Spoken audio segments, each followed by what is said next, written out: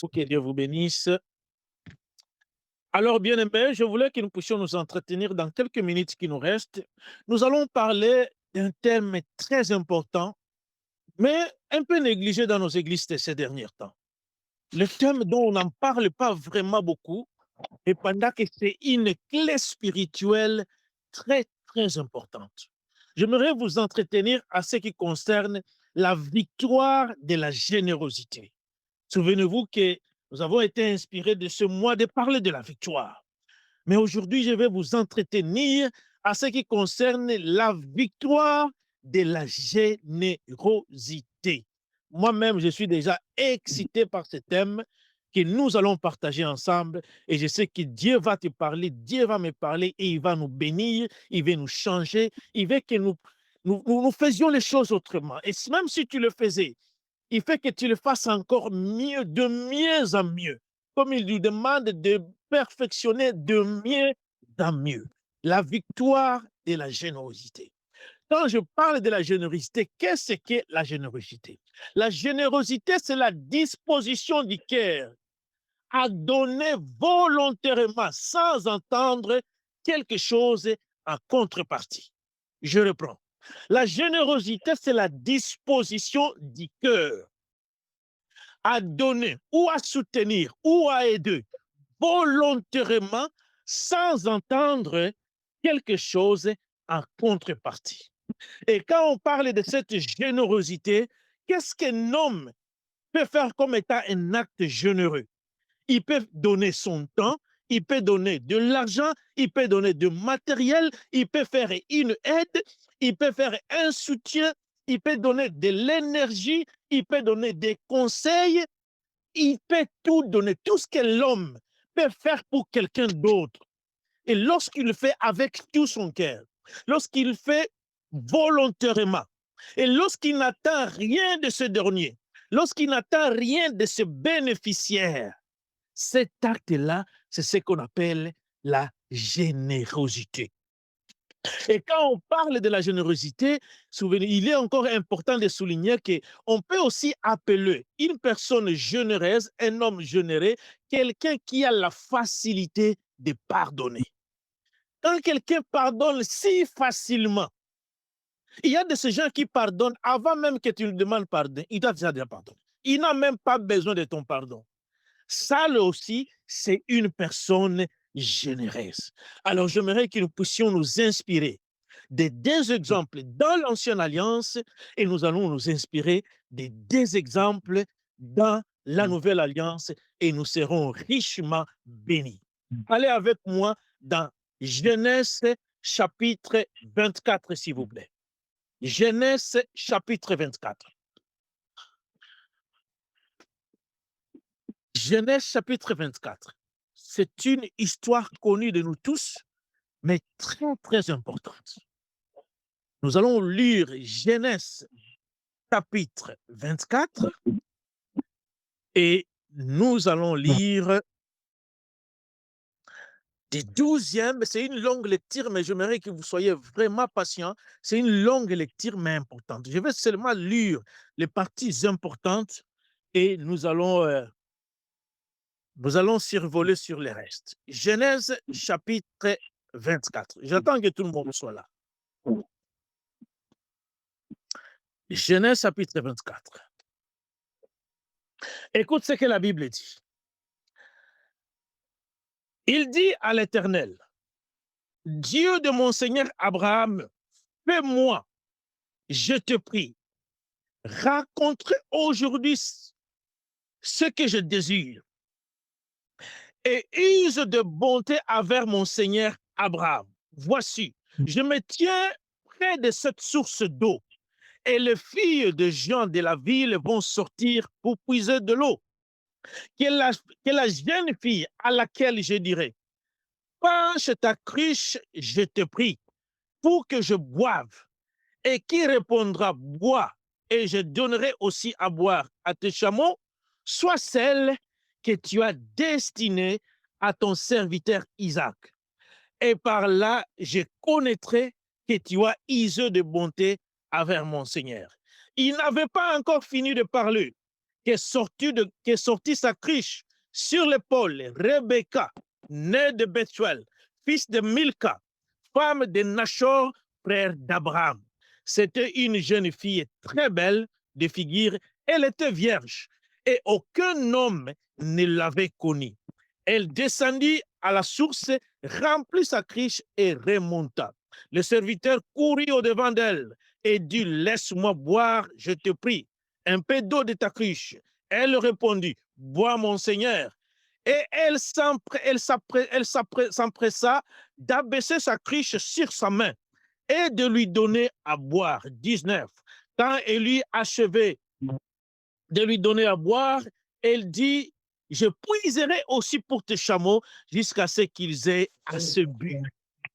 Elle s'empressa de vider sa cruche de l'abreuvoir et courut encore et puis puiser, et elle puisa pour tous les chameaux. L'homme regardait avec étonnement et sans rien dire. Nous sommes dans 21. Est-ce que vous pouvez fermer le micro, s'il vous plaît? L'homme le regardait avec étonnement et sans rien dire, pour voir si l'Éternel faisait réussir son voyage ou non. Et quand les chameaux eurent fini de boire, l'homme prit un anneau d'or du poids d'un demi-siècle et débrassez-le du poids de 10 siècles d'or. Elle dit, de qui es-tu fille? Dis-le-moi, je te prie. Y a-t-il dans ta maison de ton père de la place pour passer la nuit? Elle répondit, je suis fille de Bethuel, fils de Milca et de Nachor. Elle lui dit encore, Rebecca ajoute, il y a chez nous de la paille et du fourrage en abondance. Et aussi, il y a de la place pour passer la nuit. Alléluia. Nous allons combiner avec Exode chapitre 2. Exode chapitre 2. Allez avec moi dans Exode chapitre 2. Exode chapitre 2. Nous allons lire 15 jusqu'à 22. Et nous allons combiner avec Exode chapitre 3, 1 jusqu'à 2. Très, très important. Écoute ce que la Bible va nous dire dans Exode chapitre 2. Exode chapitre 2, nous lisons 15 jusqu'à 22. Écoute ça. Pharaon apprit ce qui s'était passé et il cherchait à faire mourir Moïse. Mais Moïse s'enfuit devant Pharaon et il se retira dans le pays de Madian et il s'arrêta près d'un puits. C'est encore un puits. Les sacrificateurs de Madian avaient 7 filles. Elles virent puiser de l'eau et elles remplirent les auges pour abreuver les troupeaux de leur père. Le berger arrivèrent et les chassèrent. Alors Moïse se leva, prit leur défense et fit boire leurs troupeaux. Même chose. Quand elles firent de retour auprès de Réoul, leur père, il dit, pourquoi revenez-vous si tôt aujourd'hui? Le père est étonné. Elles répondirent, un Égyptien nous a délivrés de la main de berger, et même il nous a puisé de l'eau et a fait boire les troupeaux. Il dit à ses filles, où est-il? Pourquoi avez-vous laissé cet homme? Appelez-le pour qu'il prenne quelque nourriture. Moïse se décida et demeura chez cet homme qui lui donna pour femme Séphora, sa fille. Elle enfanta un fils qu'il appela au nom de Gershom, car il dit, j'habite le pays étranger. Nous allons combiner avec Exode chapitre 3, et là nous utilisons seulement 1 à 2 versets. Moïse faisait paître les troupeaux de Jéthro, son beau-père, sacrificateur de Madian. Et il mena les troupeaux derrière le désert et vint à la montagne de Dieu à Horeb. L'ange de l'Éternel lui apparut dans une flamme de feu au milieu des buissons. Moïse regarda et voici, les buissons étaient tout en feu et les buissons ne se consumaient point. Parole du Seigneur. Alors, bien-aimés, nous venons de faire des longues lectures et nous sommes en train de parler de la générosité. La générosité qui est l'acte de secourir quelqu'un, qui est l'acte d'aider quelqu'un, qui a un besoin, qui est l'acte d'aider un démuni, un dépourvu de tout et de rien. C'est quelqu'un qui a un besoin de l'aide matérielle, de l'aide financière, de l'aide sur tout point de vue. C'est quelqu'un tout simplement qui est désespéré et qui a besoin de l'aide. C'est cela qu'on appelle la générosité. Et lorsqu'on fait cet acte-là, c'est cela qu'on appelle l'acte de générosité. Nous venons de voir dans ces deux exemples, nous voyons d'abord Rebecca, il y a Abraham qui devient vieux et il veut mourir. Mais il dit à son serviteur d'aller chercher une femme pour son fils Isaac. Mais ce qui va nous étonner de ce serviteur de Moïse, d'Abraham, les critères qu'il va se poser, les critères qu'il va se donner pour avoir une bonne femme pour Isaac, c'est ce qui va nous étonner. Alors, laisse-moi rappeler qu'ici, nous sommes dans un contexte d'Israël. En Israël, le critère le plus culminant et le plus important, c'était la virginité. Une femme vierge, déjà, elle passait pour les Israélites. Pour les Hébreux, être vierge, c'est toute une couronne pour une fille. Mais écoute ce que ce serviteur dit. Il s'en passe même de la virginité. Il oublie tout ça, mais il se dit une femme qui sera généreuse. Une femme qui posera l'acte de générosité, c'est cette femme-là qui sera la femme de son serviteur, de mon Seigneur Isaac. Et lorsqu'il se pose ça, il associe Dieu à ses critères. Il dit, Seigneur, aide-moi. Si je trouve cette femme qui fera ce que je suis en train de te dire, c'est que c'est cette femme-là qui sera la femme de mon Seigneur Isaac. Et lorsqu'il arrive dans la pluie, Rebecca est en train de venir puiser de l'eau avec sa cruche. La Bible dit que cet homme va demander de l'aide. Il demande un acte de bienveillance, un acte de générosité. Mais la réponse de Rebecca va laisser cet homme bouche bée et souffle coupé.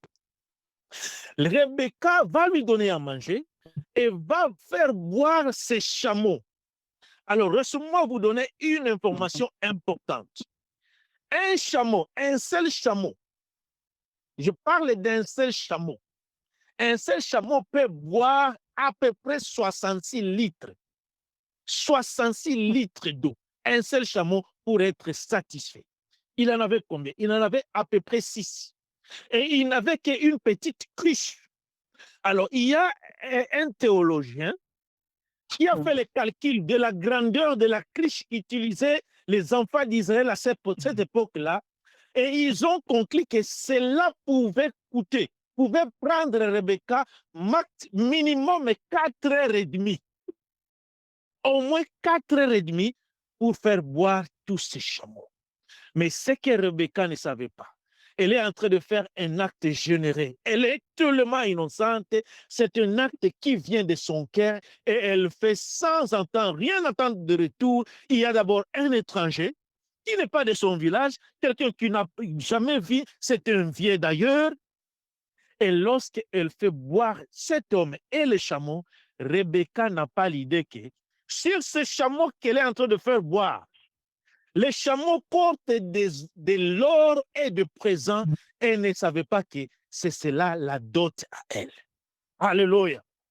Amen. Rebecca va faire boire ce chameau. Il va tellement afficher cet acte de bienveillance, cet acte de générosité, jusqu'à ce que cet homme va demander de qui es-tu fille? J'aimerais voir ton père. Est-ce que chez vous, il y a quelque part là où je peux dormir? La fille va ajouter, chez nous, il y en a tout en abondance. Et là où dormir et quelque chose à manger. Viens avec. Elle est même prête à accueillir cet homme sans la permission de ses propres parents. Waouh, quelle fille extraordinaire.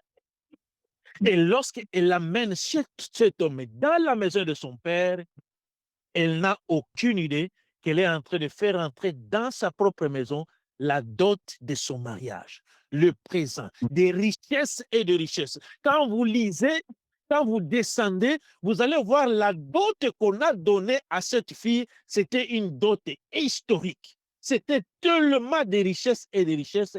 Qu'est-ce qui a déclenché ça? Un simple geste de générosité. Alléluia. Laissez-moi parler de Moïse. Moïse fuit Pharaon. Il arrive dans un pays étranger. Il est errant, vagabond. Il n'a même pas là où dormir. Là où il arrive, il se tient devant une puits d'eau. Et là où il se tient, il est en train de voir des filles de sacrificateurs de Madian, de ces prêtres. Les filles vont venir, il avait 6 filles. Les filles vont venir pour puiser de l'eau pour les brebis de leur père. Et lorsqu'elles arrivent là, il y a d'autres bergers. Il y a d'autres bergers qui sont en train aussi de paître leurs troupeaux, qui sont des hommes qui sont forts. Qu'est-ce qu'ils vont faire? Ils vont chasser ces filles et les écarter. Mais Moïse va se lever, il va mettre sa force physique au profit de ces filles et il va défendre ces pauvres filles. Mais Moïse ne se limite pas là-bas. Moïse va aller même plus loin. Il va prendre le brebis de leur père et il va faire voir tous ces brebis, même actes comme Rebecca. Et lorsque ces filles revirent vers leur père, le père va demander une question. Mais vous prenez 4 heures, 5 heures là-bas. Qu'est-ce qui arrive aujourd'hui? Non, papa, on a vu un homme merveilleux aujourd'hui. Il nous a défendus contre le berger et il a fait même voir nos troupeaux. Mais le père a dit, mais on ne laisse pas passer un tel homme. Il fallait l'inviter, va le voir et invite-le dans la maison qui vient prendre de la nourriture. Lorsque Moïse arrive dans cette maison, on lui donne de la nourriture. On l'a invité pour la nourriture. Écoutez-moi bien. Moïse a posé un acte de générosité comme Rebecca et le salaire, la récompense qu'on lui a proposé, que le papa a proposé, c'est la nourriture. Mais lorsque Moïse arrive dans cette maison, on lui sert à manger, Moïse trouvera autre chose là où dormir. Moïse amena là où demeurer, là où habiter, dans un pays étranger. Comme cela ne suffisait pas, Moïse va avoir une femme dans cette même maison. On lui donne là où habiter, on lui donne la femme, et écoute maintenant, dans Exode chapitre 3, Moïse a un travail. Quel est le travail? Il devient le travailleur de son beau-père. Moïse profite de combien de choses? Les domiciles, l'habitation, l'accommodation. Il profite de la femme, il profite du travail et Moïse commence à faire des enfants à cause d'un simple geste de générosité. Alléluia. Ouais. Laissez-moi vous amener maintenant dans la Nouvelle Alliance. Dans Luc chapitre 7, versets 2 à 5. Je vous narre seulement l'histoire et le contexte. Ici, l'Israël est occupé par les Romains. Il y a un centenier romain. Ce centenier, il a de l'argent. Il voit le peuple israélite en train de souffrir, il n'y a pas une synagogue. Cet homme va prendre son argent et il va bâtir une synagogue. Pour ce peuple, le peuple est tellement erré, nous avons là où prier, qui a bâti ça? Un étranger, un acte de générosité. Un jour, son serviteur tombe malade. Jésus est dans le parage. Il demande aux anciens d'Israël, est-ce que vous pouvez aller plaider pour mon cas à votre Jésus? Moi, je suis un étranger, je suis un Romain, j'ai même peur de m'approcher de lui. Est-ce que vous pouvez même plaider à mon cas pour qu'il vienne guérir? Guérir seulement mon serviteur. Mais ce que ces gens vont dire à Jésus, c'est qui va nous étonner. Ces gens vont dire à Jésus, monsieur, on ne te donne même pas la chance de commencer à raisonner. Cet homme, il le mérite. C'est la première fois que Jésus, on en est en train de l'enseigner. Il ne savait pas qu'il y a des gens qui méritent quelque chose, qui méritent la bénédiction, qui méritent la guérison. On lui dit, monsieur, tu n'as même pas à raisonner. Cet homme le mérite parce que c'est lui qui a bâti notre synagogue et il aime notre nation. Simple geste de générosité. Est-ce qu'il faut que j'ajoute encore Tabitha, qui a été ressuscité à cause de gestes de générosité? Les femmes ont pleuré à Pierre et aux apôtres pour qu'ils puissent prier pour cette femme. Alors, ce que j'aimerais tout simplement dire ce soir est qu'aujourd'hui, l'Église, nous les enfants de Dieu, nous avons perdu cette clé spirituelle qui est hyper importante dans nos vies. La générosité, le fait de ne pas voir quelqu'un démuni, de ne pas voir quelqu'un dans le manque et de fermer le cœur. et de ne pas être sensible. Nous voyons ce que la victoire qu'a causé la générosité dans la vie de Rebecca et dans la vie de Moïse. Moïse qui est un étranger, qui est un réfugié, désormais il a là où dormir, désormais il a une femme, il a un travail. Rebecca qui était là sans fiancé, sans quoi que ce soit, les simples gestes de générosité lui a ouvert une grande porte. Elle est devenue la mère d'une grande nation. Et c'est cette femme-là que moi et vous, nous connaissons et nous étudions jour et nuit. Est-ce qu'il faut que je parle de l'église primitive, bien-aimés? Cette église primitive, vous et moi, vous êtes la lecture de la Bible dans Actes des Apôtres. Ils sont arrivés à éradiquer la pauvreté dans l'église.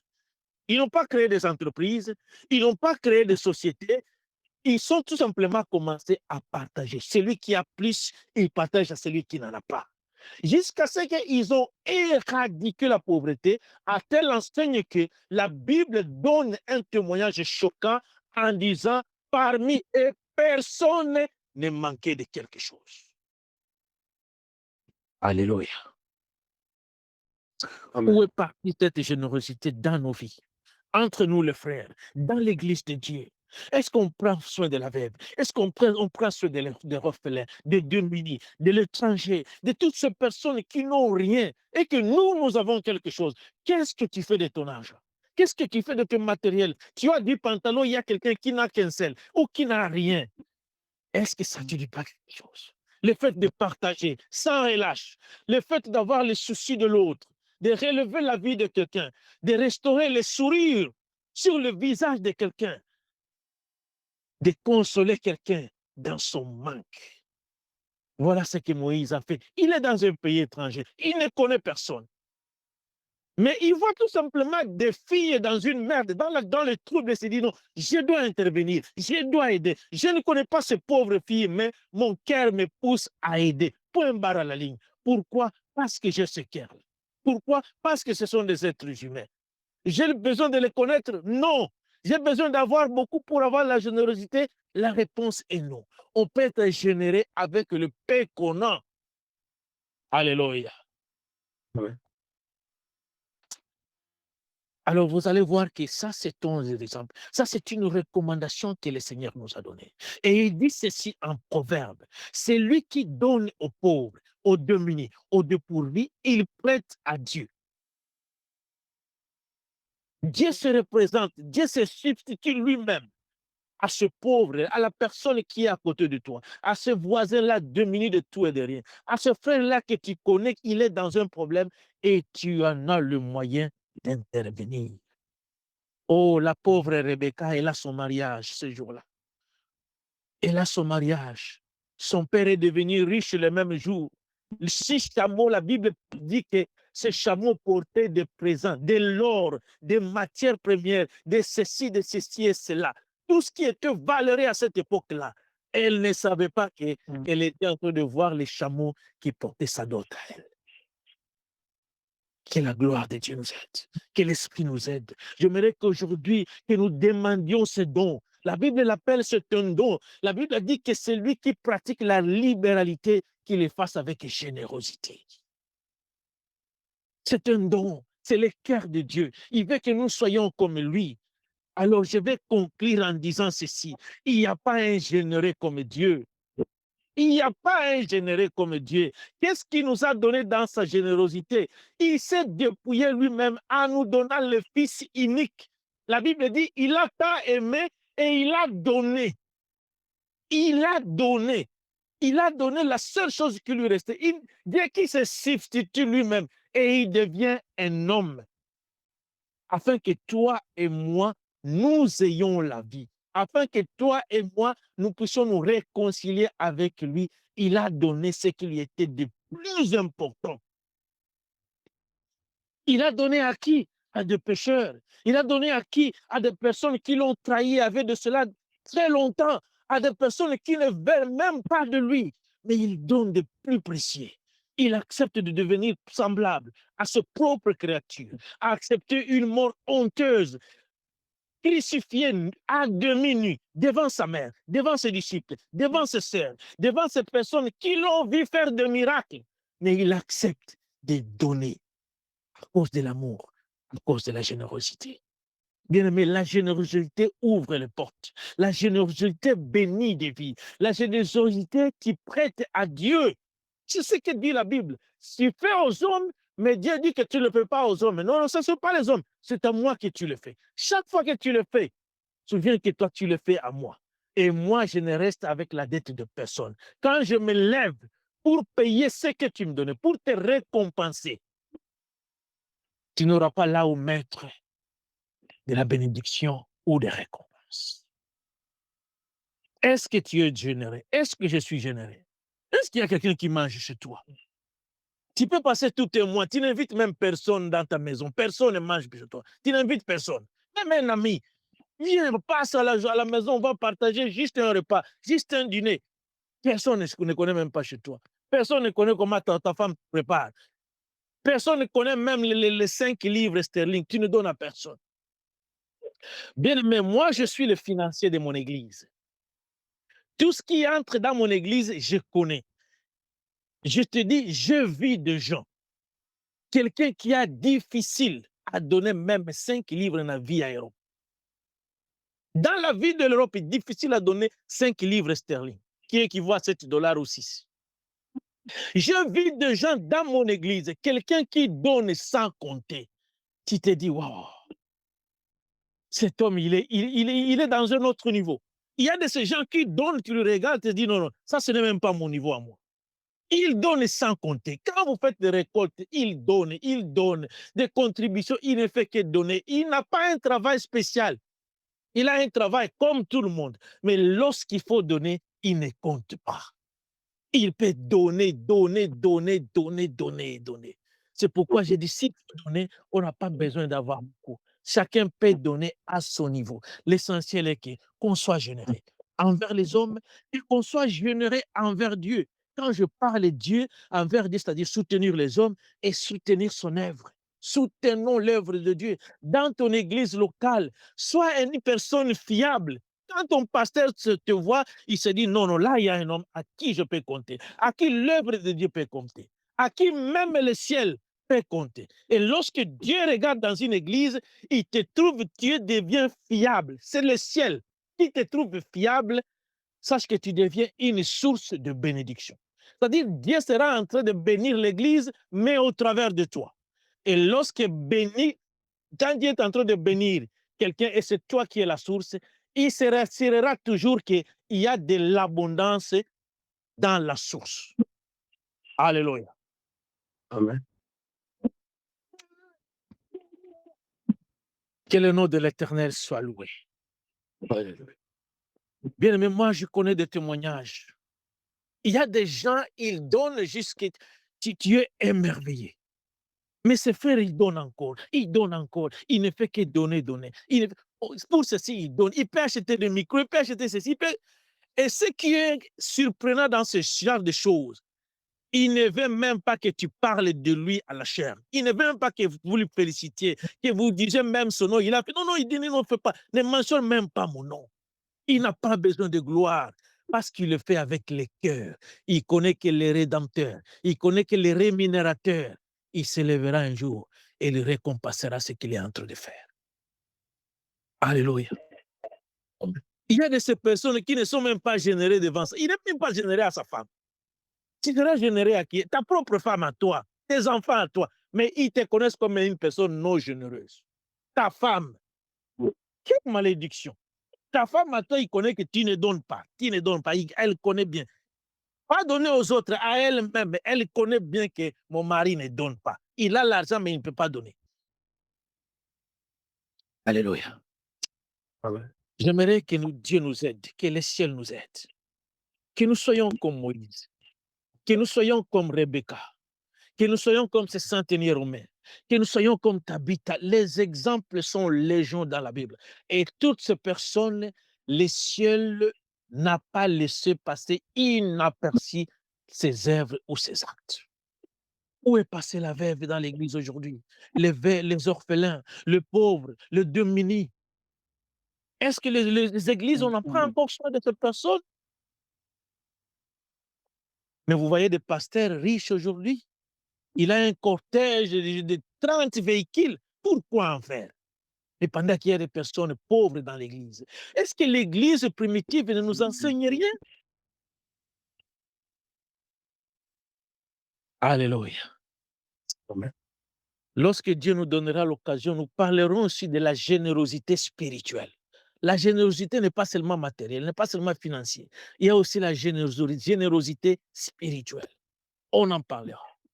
Mais je sais que Dieu est en train de te toucher aujourd'hui, de me toucher aujourd'hui, que nous puissions revoir notre manière d'aider les autres ou d'appliquer la générosité dans notre vie. C'est une clé spirituelle très importante. Ça ouvre le ciel et ça t'ouvre les portes. Ça te bénit toi-même, tu ne bénis personne. Ce que tu fais, ça te reviendra au centuple même. Tu es en train de te faire toi-même le bien. Tu es en train de te bénir toi-même. Alléluia. Alors, j'aimerais que nous puissions incliner nos têtes, que nous puissions prier. Comme je l'ai encore dit, c'est un don. Et le Saint-Esprit peut déposer cette disposition du cœur en toi. Si tu ne l'as pas, demande-le. Si tu l'as, que Dieu augmente encore, que tu fasses encore de mieux en mieux. Il y a des gens qui ont besoin de toi, de ton soutien, de ta générosité. Ton entourage, tes amis, ta famille et surtout ton église et l'œuvre de Dieu a besoin de toi. Dieu passe toujours par les hommes que nous sommes pour bénir son œuvre. Il a besoin de ton argent, il a besoin de ton soutien, de ton intelligence, de ton temps, de ta force, de ton énergie, de tout ce que tu connais, tout ce que tu as, tout ton être, tout ce qui est à toi. Dieu en a besoin. Et les autres aussi en ont besoin. Moi, j'en ai besoin. Tu as aussi besoin de miens aussi. J'en ai besoin. J'ai besoin que quelqu'un m'invite ce week-end, que j'aille manger chez lui. Je sais que quelqu'un le fera. Je suis en train de demander l'invitation à moi-même. Je suis en train de m'inviter par force. Bien aimé, partageons ce que nous avons. Partageons avec les autres. Si tu en as, partage avec ton frère. C'est là où Dieu nous attend. Et regarde ce que Jésus faisait. Quand il enseigne, il trouve que les gens ont fait, il arrête. Il dit que ces gens doivent manger. Ces gens doivent manger. Les disciples, mais on n'a rien. Comment est-ce qu'on peut faire manger tous ces gens? Comment est-ce qu'on peut les nourrir? Non, vous devez le faire. On doit le faire. Ils ont fait. C'est à nous de le faire. Vous devez le faire. Donnez-leur à manger. C'est cela le cœur de Jésus. Il avait marre à voir les gens tellement affamés, abattus. Alors, bien aimés, inclinons nos têtes et prions. Demande l'aide du Saint-Esprit. Si tu n'as pas ce cœur-là de générosité, si tu partages avec difficulté, si tu interviens dans la vie des autres avec difficulté. Je me rappelle, il y avait un frère que j'avais demandé juste un soutien de m'aider à déménager. Le frère a dit, non, je viens avec le van. Mais d'où tu trouves le van? Il dit, non, toi, ne t'en fais pas, je viens avec le van. Mais je te donne l'argent, il dit, non, frère, je viens avec le van. Et il est resté avec moi de 8 heures jusqu'à 17 heures. Son temps, son énergie, son van, son argent. Je me dis, waouh! Dieu nous attend là-bas. Dieu m'attend là-bas. Dieu t'attend là-bas. Dieu nous attend tous là-bas. Nos églises nous attendent là-bas. Nos pasteurs nous attendent là-bas. L'œuvre de Dieu nous attend là-bas. Nos voisins, les pauvres, les orphelins, les démunis. Alors inclinons nos têtes et prions. Que Dieu t'aide, que Dieu m'aide. Que Dieu dépose cette disposition de cœur. Et tu seras victorieux. Tu seras victorieux. Ce sera la victoire que Dieu va te donner. Ça sera la victoire. La générosité va t'ouvrir les portes de victoire. Moïse est sorti victorieux. Rebecca est sortie victorieuse. Saint-Aignan remet de même. Tabitha est ressuscitée. Oh, alléluia. Élevez nos voix et priez.